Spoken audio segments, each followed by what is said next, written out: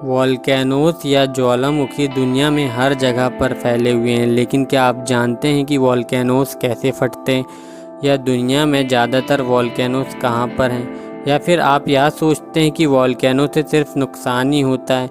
तो इन सभी बातों को जानने के लिए वीडियो पर अंत तक बने रहिए। तो चलिए शुरू करते हैं।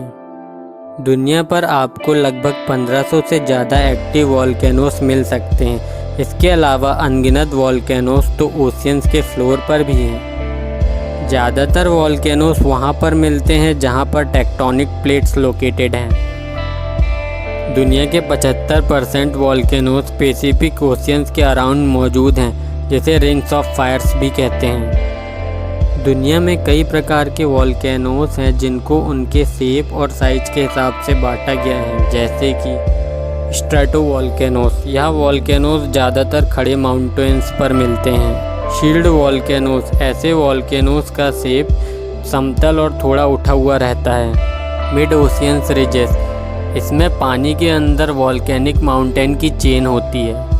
इससे कोई फ़र्क नहीं पड़ता कि वोल्केनो का शेप और साइज क्या है, सभी वोल्केनोस गैस और लावा को एमिट करते हैं। तो चलिए जानते हैं इस एमिशन की स्टार्टिंग कहाँ से हुई।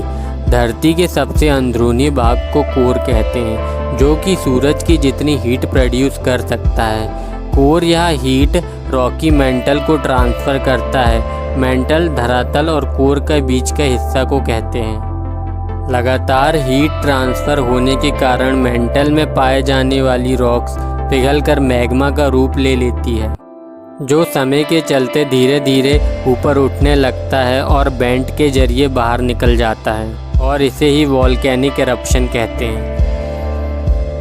जब मैग्मा धरती की सतह पर आ जाता है इसे लावा कहते हैं, और यह लावा का टेम्परेचर 2000 डिग्री फ़ारेनहाइट तक पहुंच जाता है।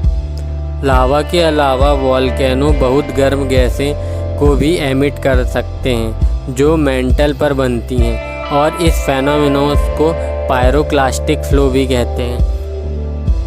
अभी तक का सबसे डिस्ट्रक्टिव वोल्केनिक इरप्शन 1815 में इंडोनेशिया में हुआ। इस वोल्केनिक ब्लास्ट के कारण अर्थक्वेक, सुनामी और पायरोक्लास्टिक फ्लो हुआ।